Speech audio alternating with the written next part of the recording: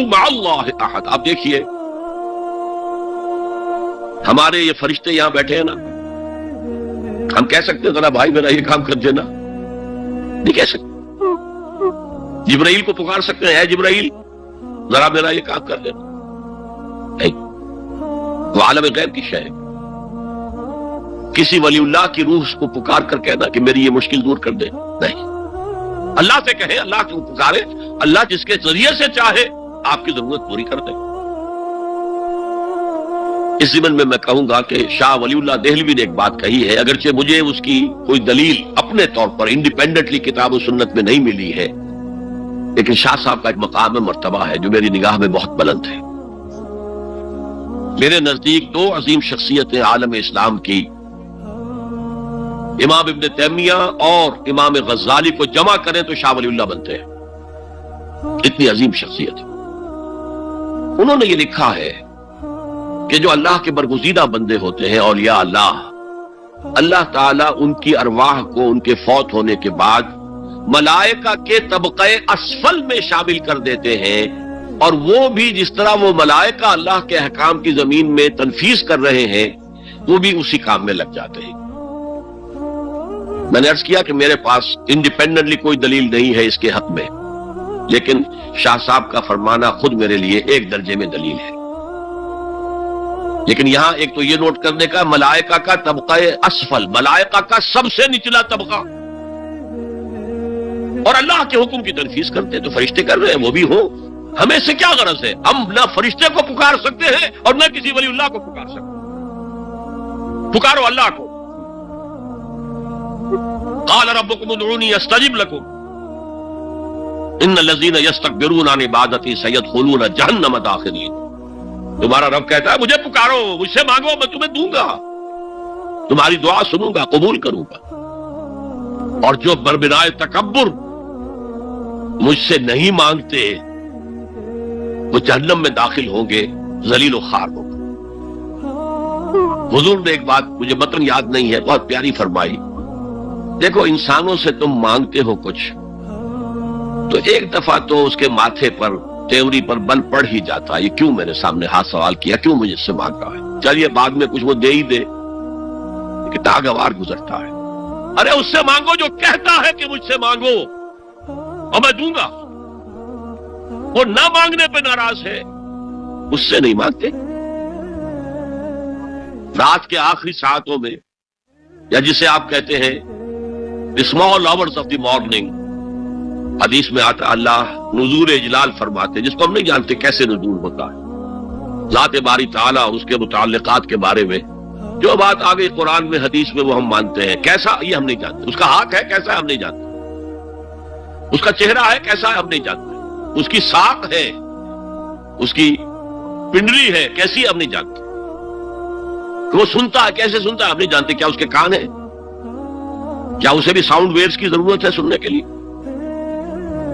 وہ دیکھتا ہے کیسے دیکھتا ہے ہم نہیں جانتے،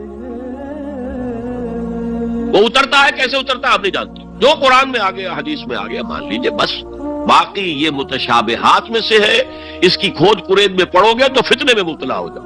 ابتغاء الفتنة وابتغاء تاویلہ. لہذا حدیث میں آتا ہے کہ رات کے آخری ساعتوں میں اللہ سمائے دنیا تک نزول فرماتے ہیں، اور پھر ندا لگتی ہے حل من سائل فأعطیہ، ہے کوئی سوال کرنے والا مانگنے والا کہ میں اسے دوں. حل من مستغفر فاغفر لہ، ہے کوئی گناہوں کی معافی چاہنے والا کہ میں اسے معاف کر دوں. ہم انٹا غفیل سو رہے، ہم تو مائل بکرم ہے، کوئی سائل ہی نہیں. راہ دکھلائیں کسے، رہنم منزل ہی نہیں، راہ کسے دکھائیں. اللہ کے راستے پر چلنے کا فیصلہ کرو، اللہ کی راہ میں جہاد کا فیصلہ کرو، پھر اللہ راستہ کھولے گا. والذین جاہدوا فینا لنہدینہم سبلنا. وہ لوگ کہ جو ہمارے راستے میں جہاد کریں، محنت کریں، مشقتیں کریں، ہم لازماً ان پر اپنے راستے کھولتے چلے جائیں. اور دعا شرک فی الدعا، مانگو صرف اللہ سے، اللہ سے. وہ چاہے کسی فرشتے کے ذریعے، چاہے کسی فوت شدہ ولی اللہ کی روح کے ذریعے سے، چاہے کسی کو بھی نہیں، براہ راست اپنے حکم سے، اس کی تو قدرت ہے جو چاہے کرے، کن فیکون، وہ جیسے بھی ہو وہ آپ کی ضرورت پوری کرے گا۔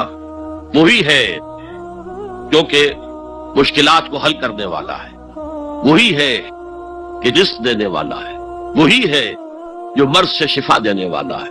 پکارو اسی کو، مانگو اسی سے۔ اب آئیے، کچھ مراسم عبودیت ہوتے ہیں، مراسم رسم کہتے ہیں کسی چیز کی ظاہری شکل کو۔ رہ گئی رسم ازاں روح بلالی نہ رہی، فلسفہ رہ گیا تلقین غزالی نہ رہی۔ یہ قرآن کا بھی ہم اسے رسم الخط کہتے ہیں، رسم الخط، اور یہ حضرت عثمان کے زمانے میں فائنل ہوا ہے کہ یہ اس طریقے سے لکھا جائے۔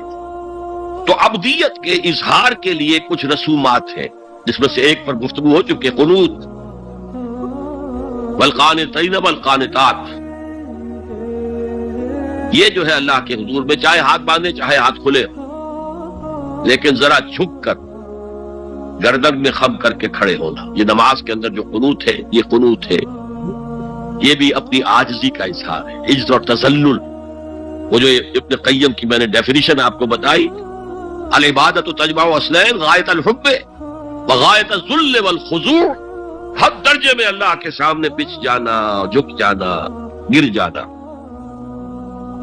رکوع، سجدہ اللہ کے سوا کسی کے لیے نہیں۔ اور اس معاملے میں دین محمدی جو اپنی تکمیل کو پہنچ گیا، الیوم اکملت لکم دینکم واتممت علیکم نعمتی ورضیت لکم الاسلام دینا، حضور کی بعثت سے قبل سجدہ تعظیمی جائز تھا، کسی شخص کی تعظیم کے لیے، اس کی عزت کے لیے اس کے سامنے سجدہ کرنا جائز تھا۔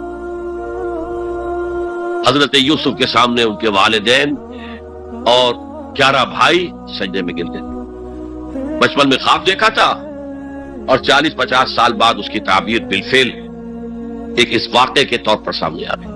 سجدہ کرنا، جھکنا، سجدہ کرنا، یہ جائز تھا سجدہ تعظیم۔ حضور پر شریعت مکمل، توحید مکمل، اب ہر نوع کا سجدہ حرام مطلق ہے سوائے اللہ کے کسی کو۔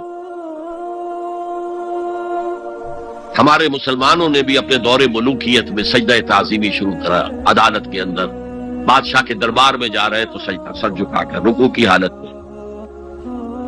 یا آپ کے پڑوس میں جو حیدرآباد کی ریاست تھی، سلام کیسے کرتے تھے، کتنے جھکتے تھے، اور پھر وہ رک کر وہ سلام ہو رہے۔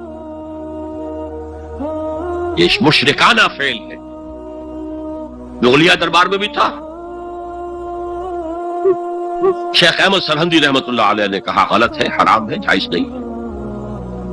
دربار میں شکایت پہنچ گئی، آخر مخبری کرنے والے بھی تھے، حاسد بھی تھے، وَمِن شَرِّ حاسد اذا حسد، طلبی ہو گئی، بلایا گیا دربار میں حاضری، اور ایسا اہتمام کیا گیا کہ جب حضرت مجدد آگے آئے بادشاہ تک جانے کے لیے تو درمیان میں ایک دیوار سی حائل کر کے اس میں کھڑکی کھول دی کہ اس میں سے جھک کر گزریں گے نا تو رکوع کسی درجے میں تو ہو جائے گا۔ رکوع بھی سجدے ہی کی ایک شکل ہے، سجدے کا ہاف کہہ لیجئے، لیکن یہ کہ جب آیات سجدہ آتی ہے قرآن مجید میں، تو عام نمازوں میں دیکھتا ہوں کہ وہ آیات سجدہ والی آیات پڑھی نہیں جاتی، حالانکہ ان کی ایک خاص کیفیت ہے۔ تراویح میں تو پڑھی جاتی ہے، لیکن پہلے بتا دیتے ہیں کہ یہ دوسری رکعت میں یا پہلی رکعت میں سجدہ آ رہا ہے تو لوگ تیار ہوتے ہیں۔ رکوع بھی اگر فوراً ہو جائے آیت سجدہ کے بعد تو اس سے بھی اس سجدے کا حق ادا ہو جاتا۔ بہرحال حضرت شیخ مجدد رحمت اللہ علیہ دربار میں آئے تو اس کھڑکی میں سے پہلے پاؤں گزارے، پھر اپنا سر نکالا کہ جیل میں ڈال دیا گیا، کوئی پرواہ نہیں۔ حاضر ہوا میں شیخ مجدد کی لحد پر، وہ خاک کے ہے زیر فلک مطلع انوار، گردن نہ جھکی جس کی جہانگیر کے آگے، جس کی نفس گرم سے ہے گرمی احرار، وہ ہند میں سرمایہ ملت کا نگہباں، اللہ نے بر وقت کیا جس کو خبردار۔ دین الہی، دین محمدی کے خاتمے کا اعلان تھا۔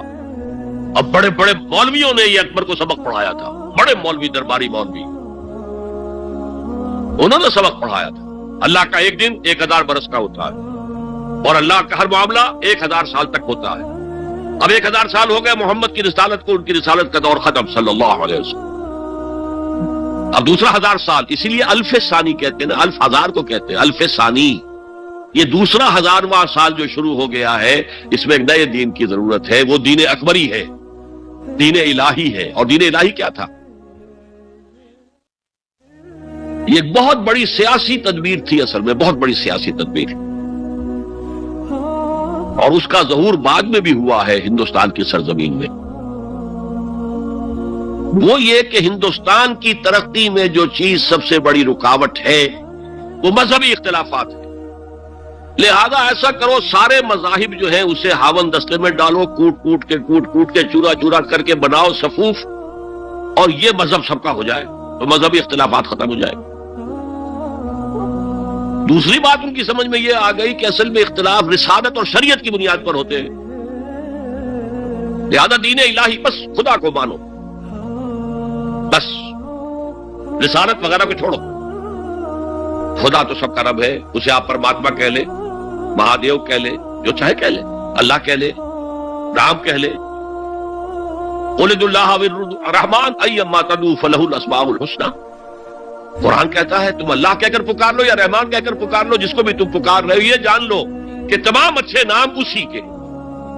یہ فلسفہ تھا بہت گہرا. وہ جاہل تھا، ان پڑھ تھا، لیکن بہت بڑا سیاستدان تھا اکبر، اس میں کوئی شک نہیں. لیکن یہ کہ اگر ایک حکومت، اور جو سب سے بڑا مغل اعظم جس کو کہتے ہیں، اس کے زمانے میں مسلمانان ہند جو ہے سیاسی اعتبار سے اپنے عروج پر تھے، لیکن دینی اعتبار سے پاتال کا معاملہ آ گیا تھا. دین محمدی ختم. 1000 سال کا ایک دن ہے اور وہ ختم ہو چکا. اللہ نے اٹھایا مجدد الفسانی رحمت اللہ علیہ اور ان کی درویشانہ مساعی کے ذریعے سے. اب دیکھیے اس زمانے میں تصوف کے ذریعے سے سب سے بڑا شرک آ رہا تھا. وحدت الوجود کی ایسی تعبیرات ہو رہی تھی جو ہماؤست بن گئی تھی. ہماؤست اور وحدت الوجود کے درمیان تو زمین آسمان کا فرق ہے. ہماؤست میں کائنات حقیقی ہے، خدا اس میں حل ہو چکا ہے، اس کے اندر ظاہر ہو گیا. اور وحدت الوجود میں وجود حقیقی صرف اللہ کا، اس کائنات کا وجود کوئی ہے ہی نہیں حقیقت میں. لیکن یہ ختم ہو رہا تھا. اس پہلو سے مجدد الف ثانی کے مجدد اعظم کو اللہ نے کھڑا کیا. شیخ احمد حضرت عمر کی اولاد سے تھے، فاروقی تھے. شاہ ولی اللہ بھی فاروقی تھے.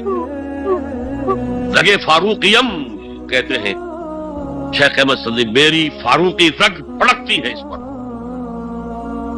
اس کے نتیجے میں وہ دین الہی کا خاتمہ ہوا. بعد میں ہمارے ہاں یہ آیا ہے ہندوستان میں برہمو سماج، برہمو سماج. اور گاندھی جی بھی اسی فلسفے کے قائل تھے، وحدت ادیان کے. اور یہ سیاسی اعتبار سے بہت اونچی ذہنی سطح کی غمازی کرنے والی بات ہے کہ ہندوستان کے اندر کے یہ مذہبی اختلافات کو اگر ہم کسی طرح کھرل کر کے ختم کر دیں، ہاون دستہ میں ڈال کے کر دیں، تو پھر یہ کہ یہاں ترقی ہی ترقی. بہرحال سجدہ، گردن نہ جھکی جس کی جہانگیر کے آگے، جس کے نفس گرم سے ہے گرمی احرار. وہ ہند میں سرمایہ ملت کا نگہباں، اللہ نے بر وقت کیا جس کو خبردار. تو ہم نے شرک فی العبادت میں پہلے بات کی، شرک فی الاطاعت.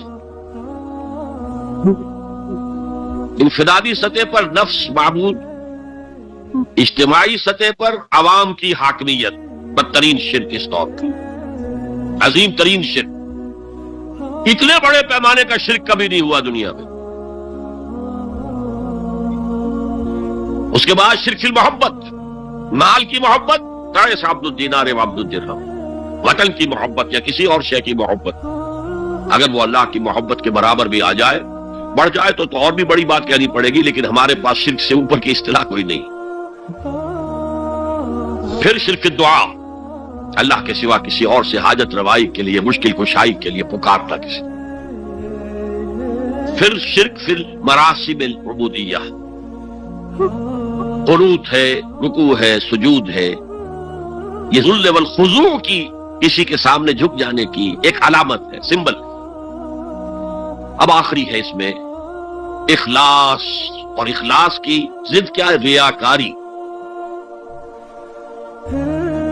کوئی عبادت اگر دکھاوے کے لیے کی جائے وہ شرک، یہ شرک خفی کہلاتا ہے۔ مال کی محبت کا شرک بھی شرک خفی ہے، نفس کی اطاعت کا شرک بھی شرک خفی ہے، اور یہ سب سے خفی شرک ہے۔ حضور نے فرمایا صلی اللہ علیہ وسلم، من صلی یرائی فقد اشرکا ومن صام یرائی فقد اشرکا ومن تصدق یرائی فقد اشرکا۔ جس نے دکھانے کے لیے نماز پڑھی اس نے شرک کر لیا، جس نے دکھاوے کے لیے روزہ رکھا اس نے شرک کر لیا، جس نے دکھاوے کے لیے خیرات کی، صدقات دیے، وہ شرک کر چکا۔ قد اشرکا، قد اشرکا، یہ عربی کے مزاج سے واقفیت ہو، فعل ماضی پر قد جو ہے تو وہ پرفیکٹ ٹینس بن جاتا ہے، کر چکا، وہ شرک میں ملوث ہو چکا۔ من صلی یرائی فقد اشرکا ومن صام یرائی فقد اشرکا ومن تصدق یرائی فقد اشرکا۔ اور تجزیہ کر کے یہاں تک بتایا کہ اگر کوئی شخص نماز پڑھ رہا ہو اور جب وہ یہ دیکھے کہ کوئی اسے دیکھ رہا ہے تو اپنے سجدے کو طویل کر دے تو یہ شرک ہے۔ فرض کیجئے 5 سیکنڈ کا سجدہ وہ کر رہا تھا، اب اس نے 7 سیکنڈ کا کیا ہے، یہ 2 سیکنڈ کس کے لیے ہے؟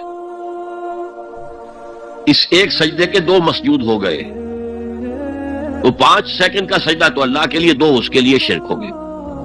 ایک اور بات فرمائی صلی اللہ علیہ وسلم، شرک خفی کو پہچاننا اور دیکھنا اتنا ہی مشکل ہے جتنا کہ کسی سیاہ شب میں، تاریک رات میں، کسی سیاہ پتھر پر چلنے والی سیاہ چیونٹی کو دیکھنا مشکل۔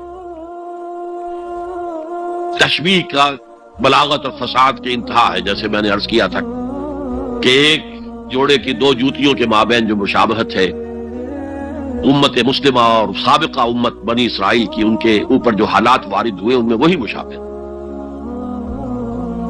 تاریک شب ہے، سیاہ پتھر ہے، اس پر سیاہ چیونٹی رینگ رہی ہے، جتنا اس کو دیکھنا مشکل ہے اتنا ہی شرک خفی کو پہچاننا مشکل۔ کدھر کدھر سے آپ پر حملہ آور ہو جائے گا، کدھر کدھر سے آ کر آپ کی عبادت میں، آپ کی توحید میں نقب لگائے گا، اس کا آپ کو اندازہ ہو نہیں سکتا۔ بڑا مشکل ہے، بہت زیادہ چوکس رہنے کی ضرورت ہے، اور اس کا علاج بتایا گیا ہے خاص طور پر عبادات کے ضمن میں، کہ کچھ نہ کچھ عبادت نفل بھی کی جائے، اور نفل عبادت اس طور سے کی جائے کہ کسی کو پتہ نہ چلے۔ اب ہمارا حال یہ ہو گیا ہے کہ ساری، اگر کوئی عشاء کی 17 رکعتیں پڑھتا ہے، سب کی سب مسجد میں پڑھتا ہے، حالانکہ صحابہ کے دور میں مسجد تھی فرائض کی ادائیگی، باقی جا کر نماز گھر میں پڑھو گے وہ افضل ہے۔ اور نوافل تو خاص طور پر اگر کسی کو تہجد کی توفیق ہو گئی ہے تو کسی نہ کسی طرح ڈھڈورا پیٹے گا، اسے جی کیا کرے، میں رات کو جاگنا ہوتا ہے، طبیعت جو ہے بڑی بھاری رہتی ہے، ہو گیا اپنا ڈھڈورا پیٹ دیا، تو اس سے تو مرض اور 2 آتشہ ہو جائے گا، ریاکاری اور بڑھ جائے گا۔ اسی طریقے سے صدقات نافلہ فرمایا ایسے دو کہ داہنا ہاتھ جو کچھ دے بائیں ہاتھ کو پتہ نہ چلے، کسی کو پتہ نہ چلے۔ اس سے وہ ریاکاری کی جڑیں کٹتی ہیں، ریاکاری کی جڑیں جو ہیں دل کے اندر سے کٹتی ہیں۔ یہ علاج ہے ریاکاری کا، لیکن ریاکاری شرک ہے۔ اب میں آخری بات پر آ رہا ہوں۔ آپ نے سوچا ہوگا کہ اس تجزیے کے تحت تو ہر گناہ جو ہے ادنا سے ادنا گناہ بھی شرک ہے۔ فجر کی نماز کے وقت اگر اٹھ کے نہیں گئے اور چادر یا کمبل کو سیدھا کر کے لیٹ گئے تو یہ شرک ہے۔ پھر کون سے گناہ ہے جو اللہ معاف کرے گا؟ یہ جو میں نے آیت آپ کو 2 دفعہ جو آئی ہے سورہ نساء میں سنائی، ان اللہ لا یغفر ان یشرک بہ ویغفر ما دون ذلک لمن یشاء، اللہ تعالیٰ اس کو تو ہرگز نہیں بخشے گا کہ اس کے ساتھ شرک کیا جائے، البتہ اس سے کم تر جس کو چاہے گا بخش دے۔ تو جان لیجئے یہ جو باریک تجزیہ میں نے کر کے بتایا ہے یہ اپنی جگہ 100% درست ہے، لیکن ان میں جو یہ چیزیں ہیں، کوئی کوتاہی ہو گئی، کوئی گناہ ہو گیا، کوئی شریعت کی مخالفت ہو گئی، نفس کی کسی اس وقت کے دباؤ میں آ کر یہ گناہ شمار ہوں گے اگر یہ آپ کی طبیعت ثانیہ نہ بن جائے. اگر یہ آپ کی سیکنڈ نیچر بن گئے تو ایک گناہ بھی ساری تباہی لانے کے لیے کافی ہے. اگر آپ نے ڈیرے ڈال دیے، غلطی ہو گئی، معافی مانگو، توبہ کرو، استغفار کرو، اللہ صاف کر دے گا. نہیں کرو گے تو پھر ایک گناہ پر بھی دوام اگر ہو گیا اور اس گناہ نے ایک نے بھی تمہارا احاطہ کر لیا تو وہ جہنم میں خلود کی وعید قرآن میں آئی ہے. بلا من کسب سیئۃ وأحاطت به خطیئته فأولئک اصحاب النار هم فیہا خالدون. کیوں نہیں جس نے کوئی ایک بھی بڑا گناہ، چھوٹا نہیں، یہ چھوٹے چھوٹے گناہ جو ہوتے رہتے ہیں، گناہ کبیرہ، لمم جن کو کہا گیا ہے، اس کی اللہ تعالیٰ کے ہاں پکڑ نہیں ہے، بلکہ وضو کرتے ہیں تو ہاتھوں کے اس طرح کے گناہ وہ دھل جاتے ہیں، آنکھوں کے گناہ دھل جاتے ہیں. گناہ کبیرہ اگر ایک بھی کریا اور مستقل کیا اور اس پر ڈیرے ڈال دیے اور وہ آپ کا احاطہ کر لے. آج کے دور میں سود کا نظام، سودی کاروبار، وہ تو آپ کا احاطہ کر گیا، آپ کے پورے وجود کا احاطہ کر گیا. بلا من کسب، اور کسبہ کہتے ہیں جان بوجھ کر کرنا. ایک ہے خطا سے ہو گیا، غلطی سے ہو گیا، وقتی طور پر کوئی تحریک ایسی ہو گئی، غلط ماحول میں بیٹھے ہوئے تھے، اس کے زیر اثر کوئی آپ سے بھی غلط حرکت سرزد ہو گئی، کبھی نفس کا جوش کچھ ایسا ہوا کہ آپ مغلوب ہو گئے، ٹھیک ہے، اسینشلی وہ شرک ہے، لیکن یہ شرک گناہ کے درجے میں شمار ہوگا اگر آپ توبہ کر لیتے ہیں، رجوع کرتے ہیں، استغفار کرتے ہیں، اللہ بخشنے والا. لیکن اگر ایک گناہ کبیرہ بھی جان بوجھ کر اختیار کر لیا اور اسے مستقل اپنی زندگی کے اندر شامل کر لیا، بلا من کسب سیئۃ وأحاطت به خطیئته فأولئک اصحاب النار هم فیہا خالدون. تو وہ پھر جہنمی ہیں، آگ والے ہیں، اور اس میں ہمیشہ ہمیشہ کے لیے رہنے والے. شرک فی ذات کے ضمن میں میں نے عرض کیا تھا کہ سورہ اخلاص جامع ترین اس کی نفی پر ہے، اور شرک فی صفات کی کامل نفی پر آیت الکرسی ہے. آیت الکرسی ایک لمبی آیت، جیسے آیت البر ایک لمبی آیت تھی، اور اس کو حضور نے فرمایا ہے سیدۃ آیات القرآن، پورے قرآن مجید کی آیات کی سردار ہے یہ. اور یہ شرک فی صفات کے ضمن میں یہ شمشیر قاطع ہے، شمشیر برہان ہے. اللہ لا الہ الا ہو الحی القیوم، یہ وہی ہے. قل هو اللہ احد اللہ الصمد الحی، اللہ زندہ ہے لیکن اس کی زندگی کو اپنی زندگی پر قیاس نہ کرنا. تمہیں خوراک کی احتیاج ہے، اسے کوئی ضرورت نہیں. ما اريد منهم من رزق وما اريد ان يطعمون، مجھے کوئی احتیاج نہیں کہ مجھے کوئی رزق پہنچائیں، رزق دیں، مجھے کھلائیں، مجھے کوئی ضرورت نہیں. پھر تمہاری حیات، نیند، اونگ، تھکان، ان تمام کمزوریوں کے ساتھ ہے. وہ الحی ہے، اپنی ذات میں خود زندہ ہے، حیات اس کی ذاتی ہے، کسی اور نے عطا نہیں کی ہے. ہماری تو مستعار ہے، عمر دراز مانگ کے لائے تھے، 4 دن 2 آرزو میں کٹ گئے، 2 انتظار میں. اور القیوم بقیہ پوری کائنات کے لیے وہی ہے، اس کو تھامے ہوئے ہے.